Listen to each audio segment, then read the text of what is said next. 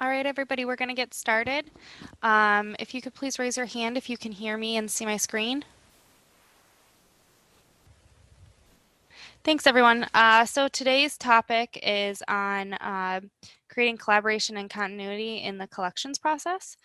We do these coffee break webinars every month, just 20 minutes of your time, and learn some new educational topics on accounts receivable.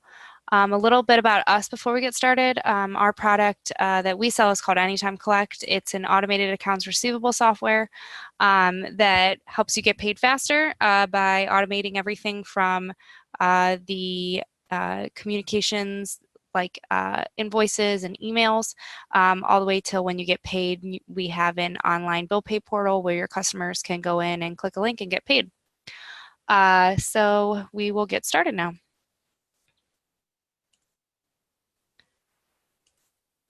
For what's on the agenda today, we have why collaboration and continuity are important for your accounts receivable strategy.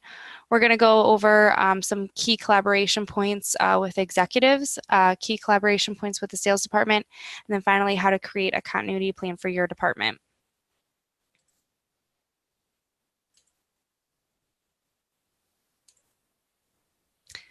All right, so what collaboration and continuity, what does that exactly mean for the AR department? Collaboration is really between the credit collections department and the rest of the company. There's two main departments that you really should be collaborating with in order to have a strategic AR department. The first is executives. So ultimately, your CEO and your CFO are going to have overall business objectives that they are trying to achieve and that they're creating year over year for the company overall. And a lot of these goals are likely to include things like increasing cash flow by a certain percentage or growing the business by a certain percentage. And the accounts receivable department is key in reaching all of these goals. You know, increasing that cash flow is dependent on how many invoices the AR department is collecting on and how much credit that you're extending. So being able to collaborate with the executives in the company on what their business goals are and how you can help them achieve them is extremely important. And then the second department that is should be included in your collaboration plan is the sales department. Sales representatives often lean on extending credit to close deals. If a customer is, on the fence, sometimes they, will offer different payment terms. If they don't have any credit to extend, it's going to be difficult for them to meet their sales objectives, which can lead to struggles in them helping to reach those business objectives made by the executives. So you should also be collaborating with the sales department when you're creating your strategies for the year. And then continuity. This is following through with each tactic in order to collect more efficiently. So this is making sure that every person in your department is on the same page. They know what steps that they should be following in order to reach each area of your strategy. Without continuity, it can be very difficult to reach each goal of the accounts receivable department. So you might have one collector who is using one specific call script and it works really well for them. And then there's another collector in your department and they're using a script, but they're tending to strike out. So by creating continuity, you can guarantee that every team member is putting their best foot forward.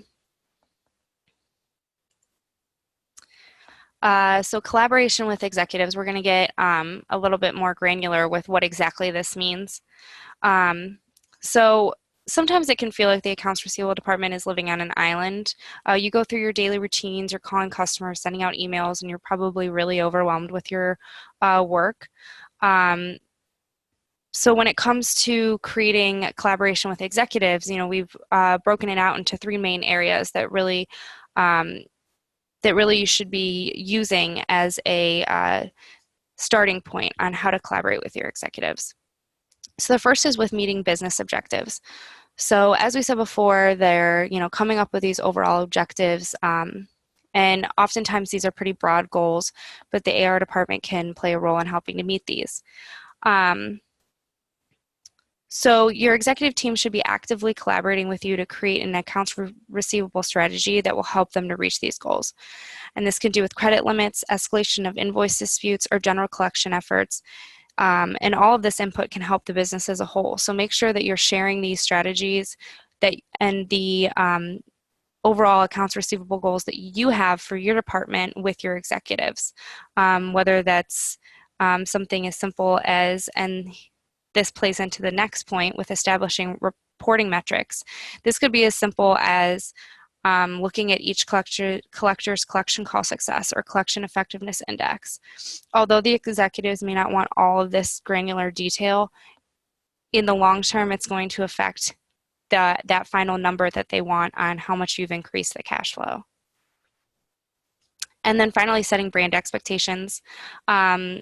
This might seem like it's not much of an accounts receivable department strategy, but it actually has a lot to do with it because you are the face of the company. You're speaking with customers every single day. So you should have a good understanding of how they expect you to represent the brand and how to treat customers. They might have protocol on how they want you to be dealing with disgruntled customers or with invoice disputes, and you really don't know how they want you to be representing them, how lenient they want you to be with customers until you have been able to collaborate with them on this.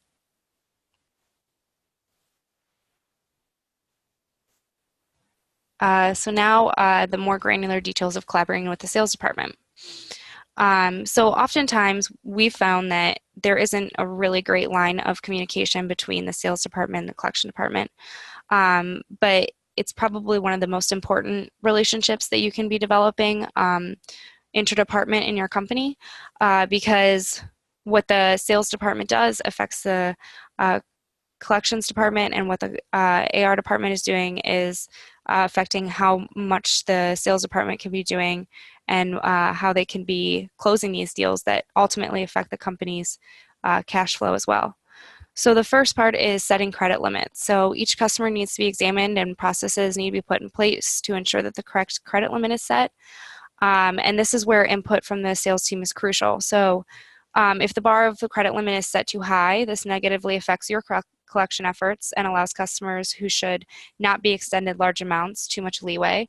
And I'm sure that everybody here knows that. But on the opposite side of that, if the bar for credit limit is set too low, this can negatively affect the sales department. It can make it difficult for them to make a sale. And for customers who are worthy of larger credit extension, they might not be able to obtain one, which means the sales department might end up struggling to close these deals. So it's important to find a happy medium and to work with the sales department so they understand why you don't want to be giving a ton of leeway, but then you also understand how much that they need to have in order to be closing these deals. Maintaining customer relationships. So the emails and letters that you choose to send your customers, as we discussed before, reflects back on the company's customer service. And it's important to create professional collection templates that include a sense of urgency for customers to pay. But if you err too much on the side of harsh and strong words, it can be damaging to the relationship with that customer. So then you end up with angry customers who might choose to take their business elsewhere. So when you work with the sales department on this, you can use their insight into their customer relationship to decide where you need to draw the line between stern and more angry collection letters. And then finally, escalations. So when accounts do end up being escalated, it's important to use the sales department as your backup. So, they've had a lot of conversations with these customers. They sort of know the ins and outs with them. They've had a lot of time to get to know them. Obviously the customer trusts them because they were willing to, sign that paper to close the deal. So you can utilize this personal relationship to find out why the customer isn't paying. And to also help you kind of break that news to them, have the sales department call that customer and, let them know that if they don't make a payment, that their account is going to get pulled on hold. And maybe when they're talking to someone that they have a better relationship with, then they're going to be more willing to make that payment. And they might not come off so standoffish about the whole situation. Now we're on to the continuity, creating a continuity plan. So it's, as we said before, it's really important to have this so that everybody's on the same page. So imagine that you have two collectors in your department. Your first collector has been in the business for a really long time, and they have like a really tried and true way of going about the collection calls. She knows exactly what she needs to say in order to get the customer to pay, and she has a really good way of maintaining good customer relationships, which helps her to collect even more than anybody else in the department. But then you have a second collector and they're new to accounts receivable. Maybe they're a millennial, so they've had um, a little bit more experience sending emails and doing things like that. So they know what type of subject lines really grab the attention of the customers, and they have a really good record of collecting just from sending emails out. So both of these collectors have their strengths, but they also have areas where they could use a bit more work. So this is where creating continuity comes into play, because you can make sure that everybody's on the same page and everybody is highlighting their strengths. So the first way that you can do this is by creating email templates. You can create email templates for your collectors for when they're sending out invoices, first notices, follow-ups, and then this guarantees that they're always using the right verbiage. You don't have to worry about a collector, going off on a customer or being rude. Um, and then you also don't have to worry about one collector underperforming in comparison to the rest. It's also a great way to onboard new employees who may not, be aware of what your guidelines are for talking to customers or um, for making sure that customers pay on time. And then on our website on anytimecollect.com, we have a ton of white papers that are really helpful for creating these email templates. You can actually go onto our website and we have email templates already created. You can just copy and paste them and use them in your department. And we've created a lot of these email templates because with our product, as I said before, these emails just get, automatically sent out to your customers through Anytime Collect. So you don't even have to be sending those emails anymore. They just automatically go out.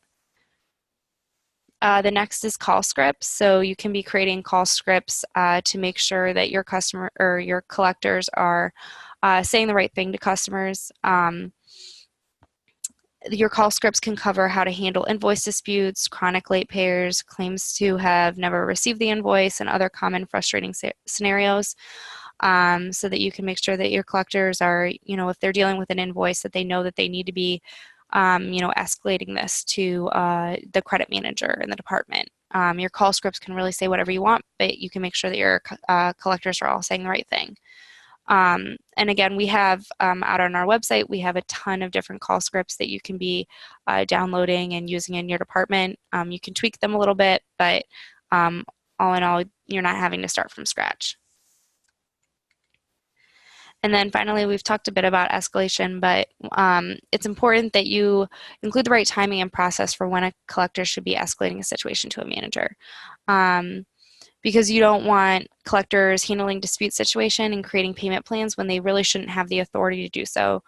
You don't want your collectors, telling someone that they can pay 2 weeks later and then that screwing up your, collection effectiveness index. So you want to make sure that your collectors have a guideline. Okay, if this customer says that they can't make a payment until 2 weeks later and it's going to extend it out that much longer, then you need to go approach a credit manager about this. And you can, create an entire timeline for your collectors, which again really helps with onboarding. So this was all that we had for our presentation today. I'm going to send out a poll right now to everybody, but in the meantime, between answering these questions, you can also send in some chats if you have any questions. We can go over some additional points if anybody has any questions about anything.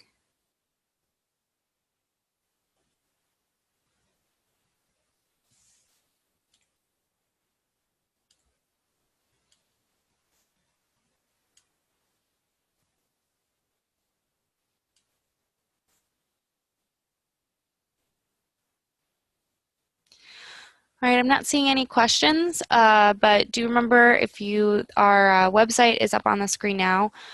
We have a ton of really educational pieces, like I said, about call scripts, email templates. We have an entire white paper that's dedicated to different subject lines that you can be using on your emails to get them opened, what subject lines are going to get stuck in spam. There's a lot of really great information, so make sure you go check that out. And then make sure to sign up for our coffee break webinar for next month. We do this every month. It's only 20 minutes, and you can get a lot of great educational info. Thanks, everybody.